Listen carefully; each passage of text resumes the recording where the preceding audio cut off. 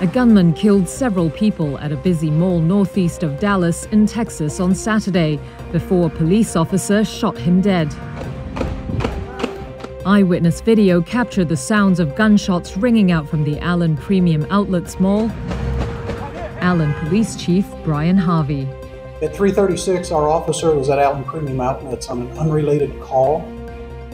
He heard gunshots, located the gunshot, located the shooter, neutralized the shooter, neutralized the threat. We believe at this point that the shooter acted alone. Police said they're still trying to establish a motive. Medical City Healthcare, which runs 16 hospitals in the area, said in a statement that its trauma centers were treating wounded victims, with the youngest just 5 years old. A mall store employee said he heard more than one round of gunfire. I heard the gunshots, and we just all rushed to the back. We were all freaking out. We're like, what's going on? What's going on? And I had to go back to the front, lock the door. That's when I saw like cops all coming in. Helicopters was coming in. SWAT team was coming in. I was like, yo, what's going on? And then it happened another time, like a second time. Then this time it was for real. You know, we all went in the back, got safe.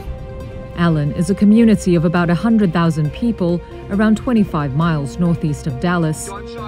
In a written statement, Texas Governor Greg Abbott called the shooting an unspeakable tragedy and said the state was prepared to offer any assistance that local authorities may need.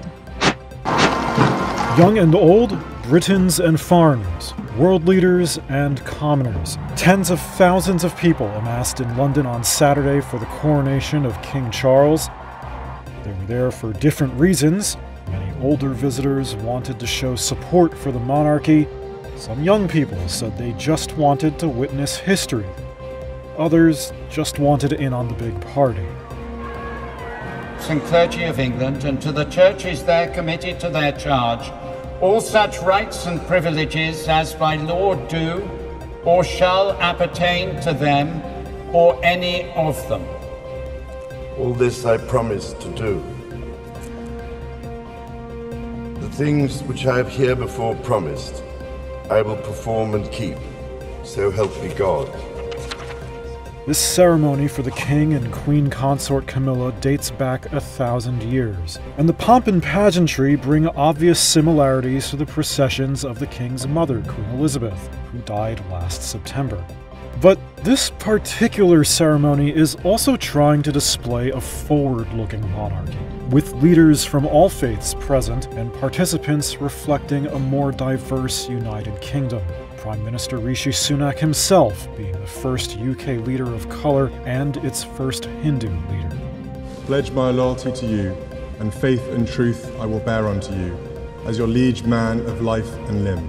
So help me God. But there were other signs of how the monarchy has changed. Prince William, for example, pledging his loyalty to his father here, while his brother Prince Harry had no formal role in the event after their highly public falling out.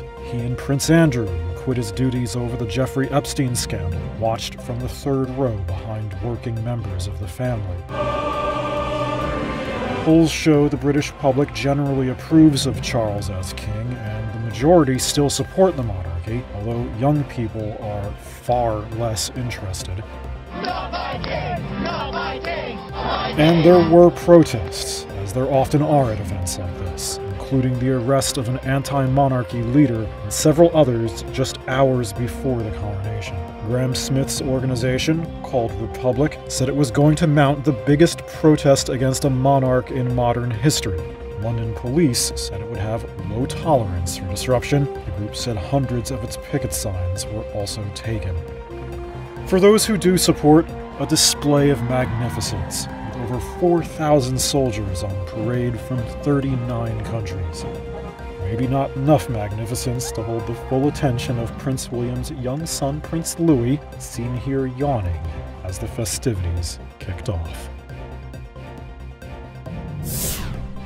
A prominent Russian nationalist writer was wounded in a car bombing on Saturday, and his driver was killed in what is the third such attack on pro-war figures since Russia began its full-scale invasion of Ukraine. The Russian government has immediately blamed Ukraine and the West for the incident.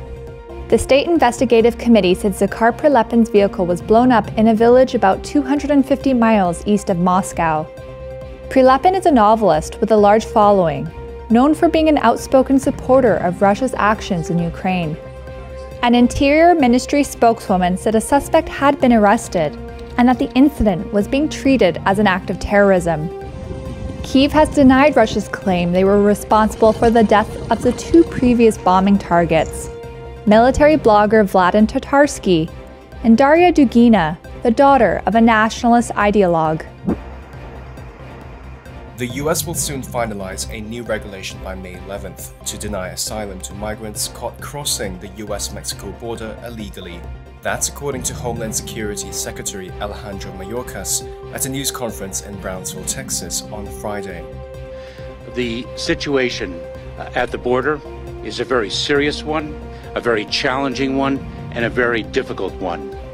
May 11th is the day sweeping COVID-19 restrictions at the border known as Title 42 are set to end. The border is not open.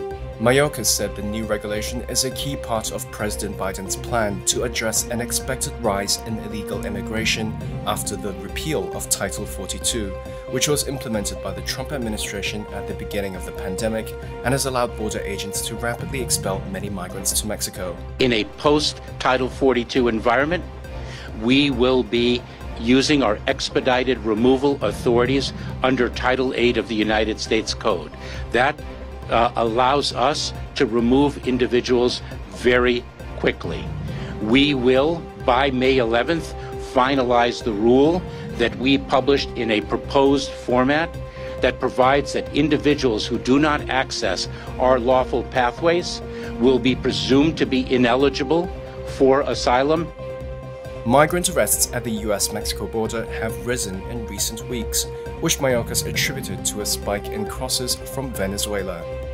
Hundreds of asylum seekers are taking refuge on the streets of Brownsville as Title 42 inches closer to expiring. Despite difficulties making the journey, migrants like Venezuelan national Michael Herrera said they won't lose faith.